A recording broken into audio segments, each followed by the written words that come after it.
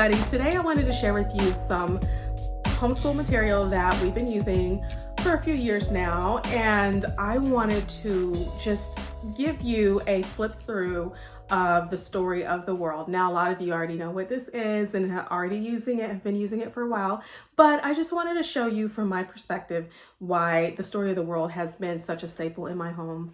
I'm not sure what we're going to use next year for history as we get into more world history, but this might be it even for high school, so we'll see. But what I like about the story of the world, and I will show you the very first book, or the first volume, which is the ancient times. And we went over this when my daughter was in 5th grade, and I went over it with my oldest daughter when she was in 1st grade. So it really is versatile. So that's the one thing I do like about this curriculum, is that you can use it at various stages of your child's development. So it can be used in junior high, it can be used in elementary school. You can read these stories to your younger children. You can have your older kids read it for themselves.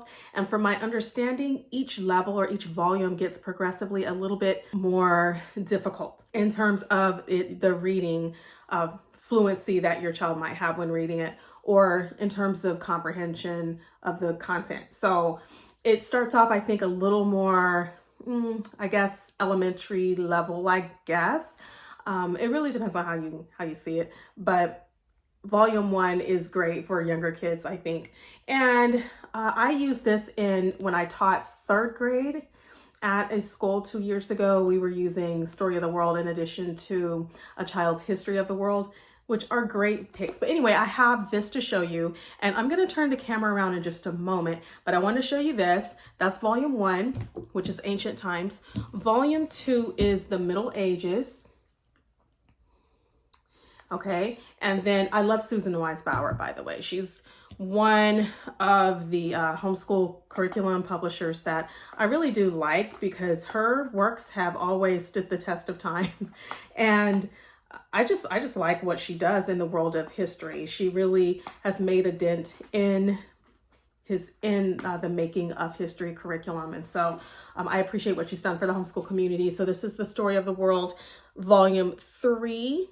And this volume 3 is early modern times. And she also has the Story of the World, volume 4, which is the modern age. 2 books that you might like to have on hand if you are using or decide to use the Story of the World are the Usborne Internet Linked Encyclopedia of World History. This is a very old copy or version, so I'm not sure if there's an updated one. There probably is, but this is an older copy I had back in 2007. So this is my copy. And then I also have the Kingfisher History Encyclopedia. Again, there may be an updated version that you might want to look for, but these 2 books are referenced a lot in the Story of the World. So it's nice to have these on hand. Also, when you buy the Story of the World, it comes with workbooks. If you like to have your younger elementary age children work with coloring pages and activities to go along with the readings, this is a great way to cement the information. There's also maps. So I did this volume with my daughter when she was in the 5th grade, I believe, 5th grade or 6th grade.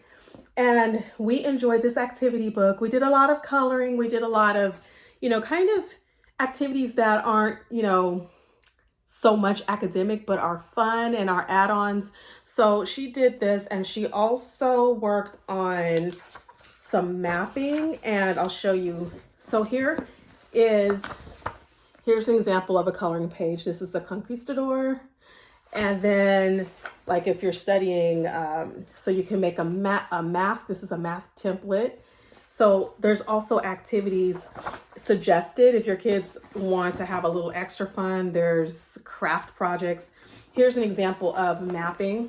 So maps are provided, and then you're given instructions to have your children trace from one area to another on the map, so they know where these events actually took place on the map. So I think that's really cool.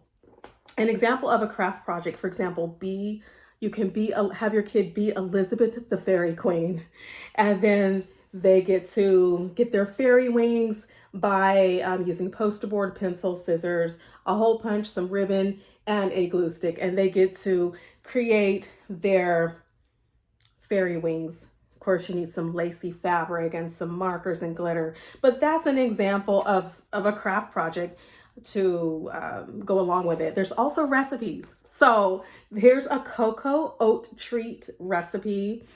And a lot of this is supposed to remind you of the Renaissance. So there's the making salve like they would make back in those days, right? So there's a making salve with egg yolk and rose petals, or making a brew lettuce tea to help you sleep, all kinds of activities. That's on page 223 of this book, the workbook for the Middle Ages. So there's a workbook for every single volume. So you can not only get the workbook for all of these volumes, but you can also get, I think, CDs or MP3 sound recordings. In other words, someone is actually reading the stories to your child. I prefer reading them to my daughters rather than having the sound recording, just because I think my daughters prefer me to read it when they were younger than the recording. But when they get older, they can read it for themselves. The chapters are not extremely difficult to read. Like I said, they're a little more difficult as kids are younger. It's a little more difficult, for them to really get into this kind of text. But as they're older, maybe junior high, this is great to read. And I also would recommend this as just a great refresher for high school. If they are already going to be studying world history, this is just a great backup, I think. If you have another world history program, it's great. This is just nice to have on hand, even as reference. So in story form, your child is learning about what happened during those particular eras. Let me show you a bit about the Encyclopedia of World History.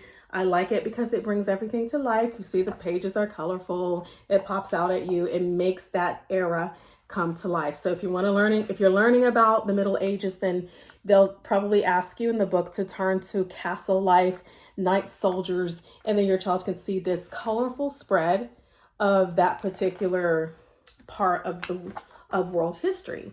What is it like living in a village? You get to have this up close and personal view on village life. So these are internet linked, meaning that there's links all throughout this encyclopedia where your child can find out more. And there is a running timeline at the bottom here, so you know where exactly you are.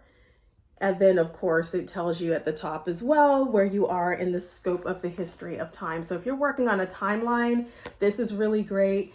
And the one that I showed you earlier is just much bigger. It's a hardback copy I have here, and it's just more detailed. And there, again, you still have the timeline running at the top with specific information and pieces of content that your child might need if they're doing a paper about that era. They can just flip to that part of the world history, and there it is ready for them.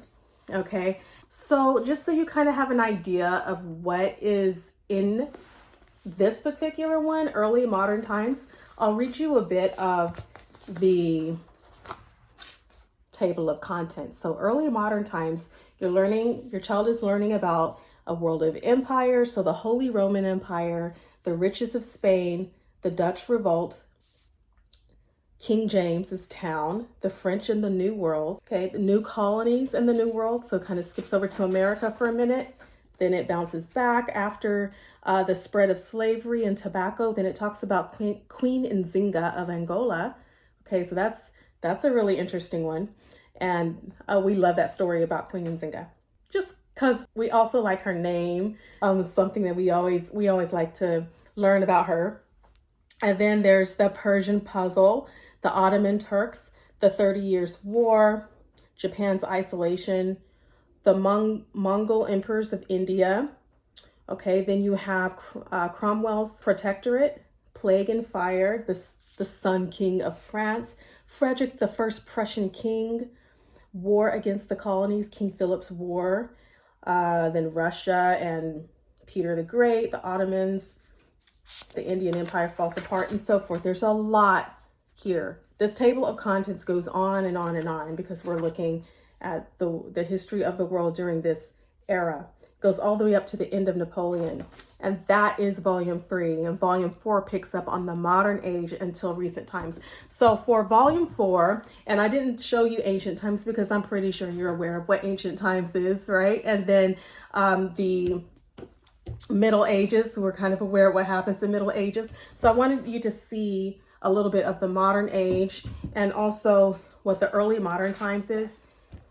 Okay, it starts with Britain's empire, then about the Japan reopening, the British invasions, resurrection and rebellion, the American Civil War, the Dominion of Canada. Then you have more empires happening, smaller countries, the Korean battleground, the expanding of the US moving west, then the revolution. So you're talking about Russia, we're talking about Italy, we're talking about Japan, China, we're talking about the Holocaust, Muslims and Hindus in India, Africa and China after World War II, communism in Asia, the Cold War and Kennedy, the Vietnam War, USSR in the 80s, communism crumbles, and then it ends with the first Persian Gulf War, and then Africa and its independence. So that's about the extent of the world history at this point, kind of ends there, but it is very thorough. And you get this in story form, which is what I love. There's a table of maps. There's lots of maps in this book. And I will show you a little bit of what the text looks like. Okay, and again, there's maps dispersed all throughout the readings. This is something I could totally see my daughter reading on her own. Just these assignments as we cover world history together. This is a part of something that we could create for our world history course, or we could add in a lot of extra flavor as well, with videos and extra resources online that we find that can accompany this. But this is a great spine. I think that the story of the world gives you a great spine. It's not to the point, okay, it's in story form because it's exciting, and I think that's the idea that Susan Wise Bauer had, is to make it entertaining and fun, but make it be like what it is, which is the actual history information you need. But it's not your dry, to the point, factual textbook information. It's, like I said, it's in a narrative form. So if you just want facts, then you can go to your encyclopedia and get the facts. But if you want to find out how things happen and get different points of view and hear the dialogue or read the dialogue and imagine yourself actually there, then I think these books will be really helpful for learning world history together. Again, versatile because you can do it with all your kids and your family. It's not just for older kids and it's not just for young kids, but if you have young kids, go ahead and pick up a copy of the activity books. There's one for each, and you might enjoy doing that with your children as well. If you don't think you'll be doing any of the activities, then just buy the textbook, invest in the texts, and that will be all you need.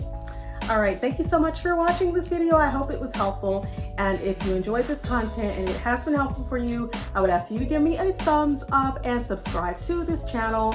I will have more information on homeschooling here at this channel in the days and weeks to come. So I hope you enjoy it, and I will talk to you guys soon. Bye.